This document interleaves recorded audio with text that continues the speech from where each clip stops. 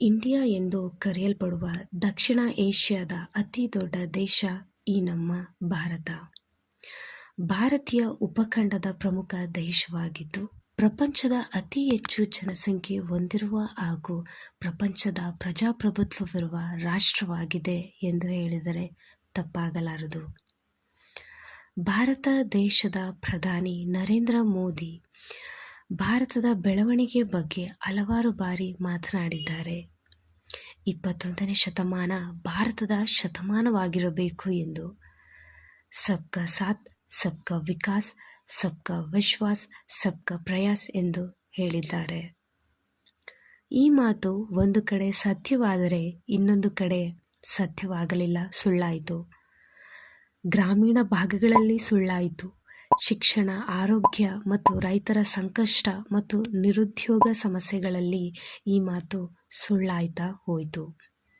ಭಾರತ ಅಭಿವೃದ್ಧಿಯಾಗದೇ ಇರಲು ಕೆಲವಾರು ಸೂಕ್ಷ್ಮ ಕಾರಣಗಳನ್ನು ನೋಡುವುದಾದರೆ, ಭ್ರಷ್ಟಾಚಾರವಾಗಿರಬಹುದು, ಶಿಕ್ಷಣದ ಕೊರತೆ, ದಾರಿದ್ರ್ಯತೆ, ಆರೋಗ್ಯ ಸೇವೆಗಳಲ್ಲಿ ಕೊರತೆ, ಅಸಮಾನತೆ, ರಾಜಕೀಯದಲ್ಲಿ ಅಸ್ಥಿರತೆ ಮತ್ತು ಹೆಚ್ಚಿನ ಜನಸಂಖ್ಯೆಯಾಗಿದೆ. ಭಾರತ ಅಭಿವೃದ್ಧಿಯನ್ನು ಸಾಧಿಸಲು ಕೆಲವು ಕ್ರಮಗಳನ್ನು ಕೈಗೊಂಡರೆ ಸಾಕಾಗುತ್ತದೆ. ಶಿಕ್ಷಣ ಮತ್ತು ಕೌಶಲ್ಯಾಭಿವೃದ್ಧಿ. ಸರ್ಕಾರಿ ಶಾಲೆಗಳ ಗುಣಮಟ್ಟವನ್ನು ಸುಧಾರಿಸಬೇಕು. ಉತ್ತಮ ಮೂಲ ಸೌಕರ್ಯ, ಉತ್ತಮ ಶಿಕ್ಷಕರು, ಉತ್ತಮ ತರಬೇತಿ ನೀಡುವುದರಲ್ಲಿ ಅತಿ ಹೆಚ್ಚು ಒತ್ತನ್ನು ನೀಡಬೇಕಾಗುತ್ತದೆ. ಆರೋಗ್ಯ ಸೇವೆಗಳ ಪ್ರಾಪ್ಯತೆ. ಗ್ರಾಮೀಣ ಪ್ರದೇಶಗಳಲ್ಲಿ ಪ್ರಾಥಮಿಕ ಆರೋಗ್ಯ ಕ್ಷೇತ್ರಗಳನ್ನು ಅತಿ ಹೆಚ್ಚಾಗಿ ಬಲಪಡಿಸಬೇಕು.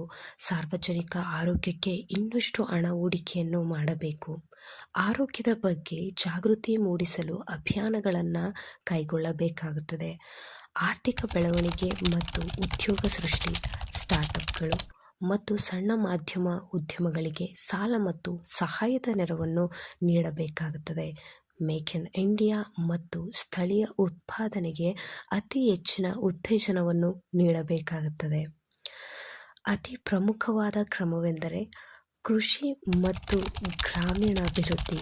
ಕೃಷಿಕರಿಗೆ ಆಧುನಿಕ ಉಪಕರಣಗಳು, ನೀರಾವರಿ ಮತ್ತು ಪ್ರಮುಖವಾಗಿ ಮಾರುಕಟ್ಟೆಯ ವ್ಯವಸ್ಥೆಯನ್ನು ರೈತರಿಗೆ ನೀಡಬೇಕಾಗುತ್ತದೆ. ಉತ್ತಮವಾದ ರಸ್ತೆ, ವಿದ್ಯುತ್ ಮತ್ತು ಇಂಟರ್ನೆಟ್ ಕನೆಕ್ಷನ್ ಗ್ರಾಮೀಣ ಪ್ರದೇಶಗಳಿಗೆ ನೀಡಬೇಕಾಗುತ್ತದೆ. ಆಡಳಿತ ಮತ್ತು ಭ್ರಷ್ಟಾಚಾರ ನಿರ್ಮೂಲನೆ. ಪಂಚಾಯತ್ ರಾಜ್ ಸಂಸ್ಥೆಗಳಿಗೆ ಹೆಚ್ಚು ಅಧಿಕಾರ ನೀಡಬೇಕು. ಪಾರದರ್ಶಕ ಆಡಳಿತಕ್ಕಾಗಿ ತಂತ್ರಜ್ಞಾನ ಬಳಕೆಯಾಗಬೇಕು.